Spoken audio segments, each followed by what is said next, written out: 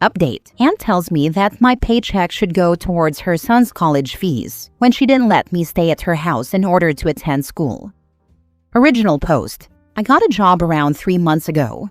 It's my first proper job that isn't in a fast food restaurant. No hate. This was to pay for my rent and save up for university. I live away from my parents because I go to an international school in another city. As per custom in the country I live in, and to show gratitude, I gifted my first paycheck to my parents. It wasn't much, but I could see that they appreciated it, and we were all happy. This lasted for about 10 minutes. My mother then decided to go on the family group chat to tell everyone. No blame on her, I understand. I then got a call from my aunt, who proceeded to ask me about the details of my job, which seemed fishy, considering she hasn't really given a crap about my existence until 2 seconds after that message was sent. She then explained that her son, my cousin, who goes to the same school and is in my grade, is going to college. No surprise there. And that I, as someone with a source of income and as a family member, should pay part of his school fees using my next paycheck, because according to her, I'm part of the family and should support him. For the record, I know that my aunt has a substantially larger salary than I do, but it seems she doesn't want to spend any of it on things that don't benefit her. Additionally, when I got into this school, my mother called my aunt to ask if I could stay with her until I graduated, but she refused, saying they didn't have space. Instead, my parents bought me a small flat, and I now have to work to contribute to the rent. My aunt went on about how hard my cousin worked to get into college and insisted that I should have sympathy for him. Honestly, I don't feel any sympathy for a kid who stays out all night and barely puts in any effort at school. With the little patience I had left, I politely reminded her that most of my salary goes toward my own basic needs, such as paying rent and buying food, as well as saving up for my tuition fees. To which she rudely responded, "If you can do that, you should be able to donate some money." I've always been taught the value of hard work and self-sufficiency, and now it felt like my effort was being taken for granted. Out of frustration, I hung up on her. Later, I got a call from my mother asking why her sister was complaining about me. I explained my side of the story, and now she has blocked my aunt as well. My aunt realized this and has been pestering other relatives to help cover the fees, guilt-tripping and shaming those who don't donate. She's probably ranting in the family chat as I'm writing this. It feels good to vent a bit. Sorry if this was long or the wording is weird. My English sucks. Now for the top comments before reading the update. Just block your aunt, cousin, and anyone who agrees with them. You owe them nothing. He can get a job as well. You've already fulfilled your obligation by giving your first paycheck to your parents. Your mother should suggest that just like you, he can find a job and support himself. And cousin doesn't even have to pay rent, I bet. He lives under my aunt's roof, so I doubt he pays for rent, let alone food. Never set yourself on fire to keep others warm. Learn now, never discuss your finances with anyone. When people know your financial details, the begging begins. Your aunt is way out of line with her request to you and your other family members. It's not anyone else's job to pay her son's way. Tell your parents, shush about your finances and anything that you give them. You are only obligated to take care of yourself. Update me. I might post an update at some point after everything has calmed down a bit. Thanks for the advice though. Update. This is starting to feel like a fever dream. Before I start, thank you guys so much. I kept reading the comments, and I never imagined that so many strangers on the internet would support me or give me advice. It feels really good. Secondly, my apologies to those who tried to read the previous post and found a wall of text. I'll try to format this one better. Now to the actual stuff. As some of the comments suggested, I did go no contact with my aunt. I didn't talk to her, but I did get some hateful messages on social media from people I assumed to be my aunt's friends.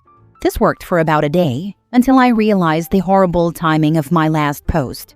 Our family has these dinner gatherings every 4 or so months, where all our extended family, descended from my maternal grandmother, gets together, usually at a relative's house.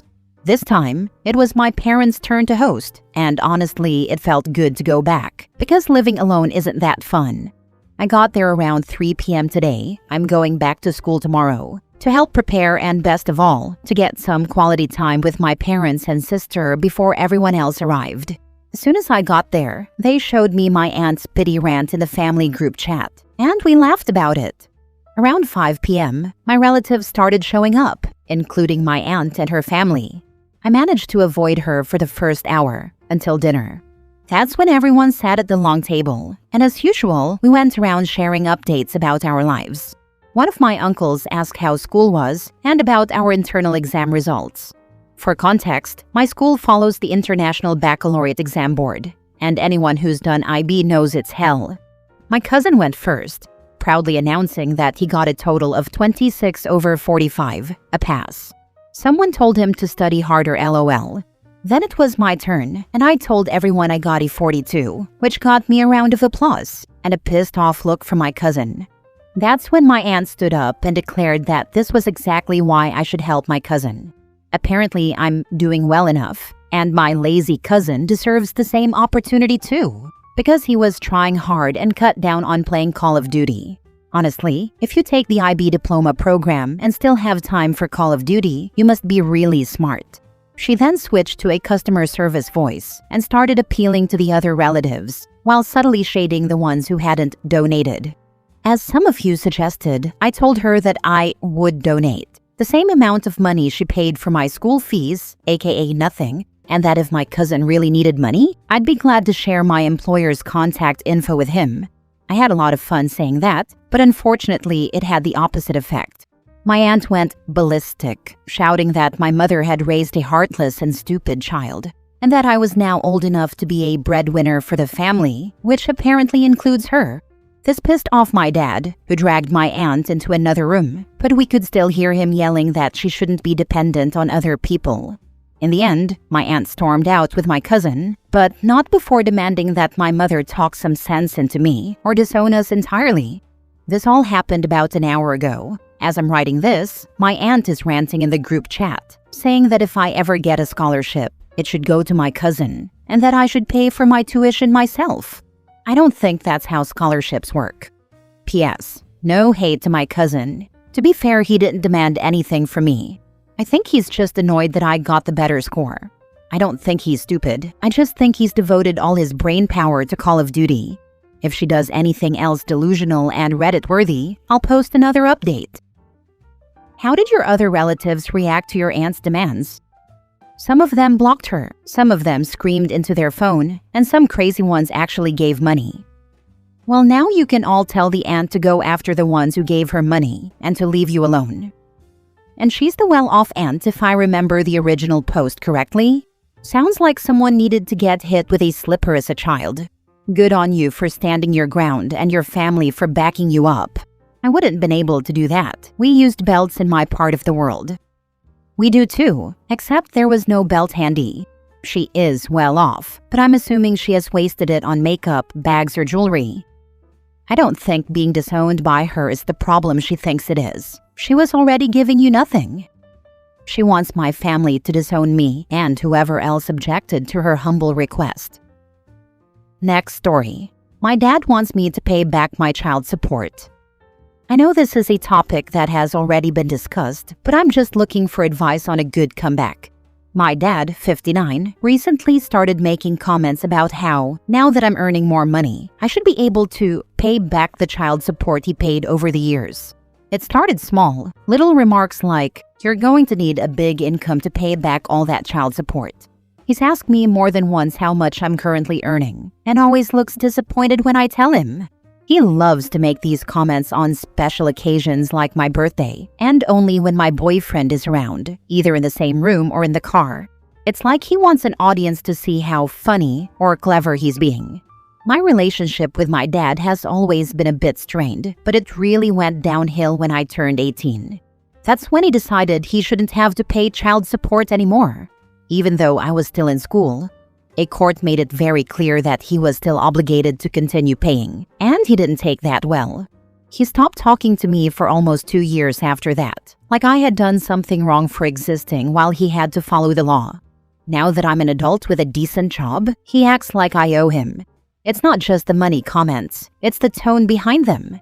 It's condescending, manipulative, and meant to make me feel guilty for something that was his legal and moral responsibility as a parent.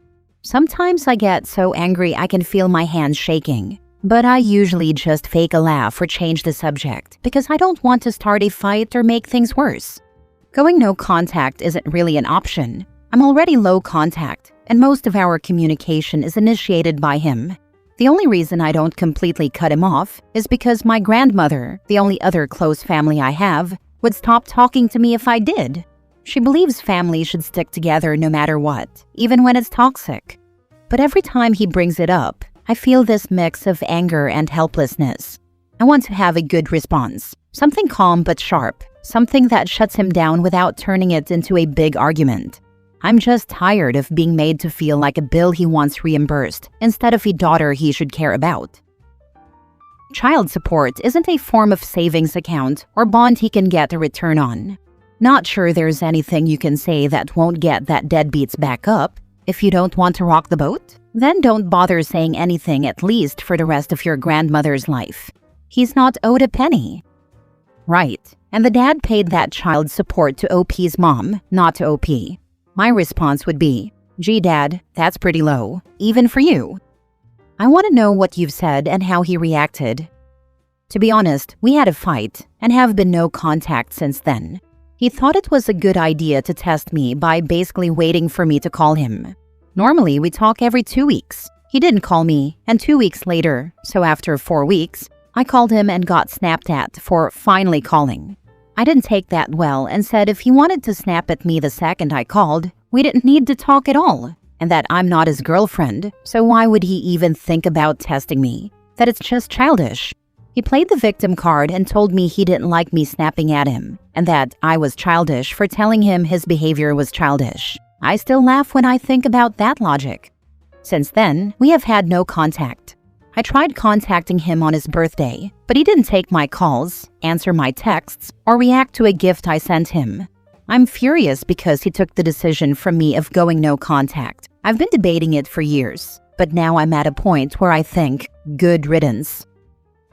Last story. My grandma is surprised that I don't want her attention after ignoring me for most of my life.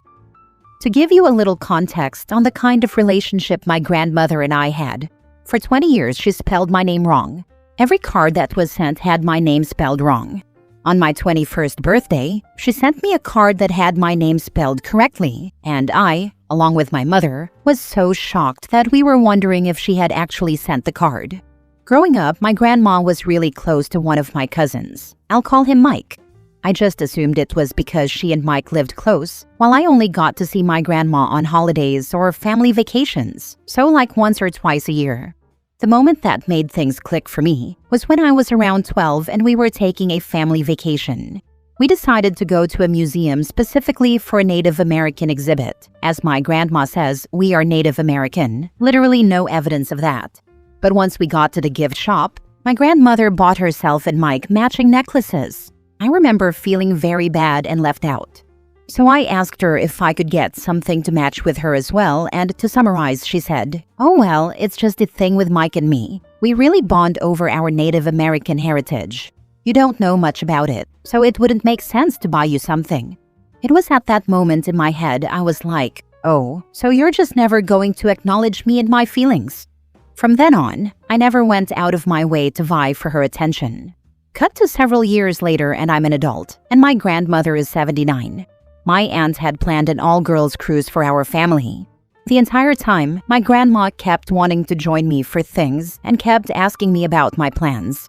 I found it all very weird because she had shown literally no interest in my life prior, and she was shocked when I didn't want to do anything with her one-on-one. I talked to my mom about this, and she was like, "Yep, that's her. Her love goes to the highest bidder." I think now that she's really old, she's worried about the lack of connection she's made with family and doesn't want to die alone. I kind of felt indifferent about the whole thing, sort of a it sucks to suck mentality, which I do feel guilty about because she's my grandma, but relationships are a two-way street, and my grandmother made no effort and seemed to go out of her way to make me feel bad. I'm not going to ignore her, but I'm not going out of my way to placate her because she now suddenly feels guilty. especially if that guilt comes from a place of self-interest. Edit. I just wanted to add some positivity to this mess. I have been building a relationship with my grandmother on my dad's side. The only reason we weren't close is because my parents divorced when I was a baby, and my grandmother lived on the other side of the country, so it was hard for us to communicate and see one another. Now I talk to her regularly, and she is super supportive and sweet. She always ends her messages with, "I love you, and remember you can always call your grandmother if you need anything." And it's very clear she doesn't have favorites. She loves all of us grandbabies equally, even the ones not related by blood. I also had a relationship like this with my grandmother. She was a delight to her favorites, and cold and distant to the ones she was less fond of.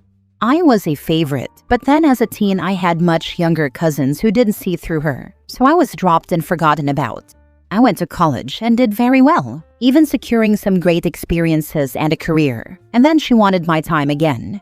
When I was about 26 or so, I wrote her a letter. I told her that I was not interested in humoring her for attention, and that she was a cruel woman masquerading as pious. She was a devout Catholic. I told her that to me, our relationship was over, and she had no need to entertain the idea of access to my life. We didn't talk again. She passed maybe 10 years ago, and while I was sad for my father and his siblings, I held no real emotional attachment to her. The only people who have access to me and my heart are the ones I allow to have it. Your last paragraph is almost word for word how I tried to explain to my dad about my relationship with his mother. My paternal grandmother was the same. She'd love you today, hate you tomorrow, but you wouldn't know it. Everyone else would, though. She would badmouth all the hated people to the loved people. She moved in with her daughter, and I never heard from her again. Heard she died in the basement by herself, because at the time she and the daughter were not speaking to each other.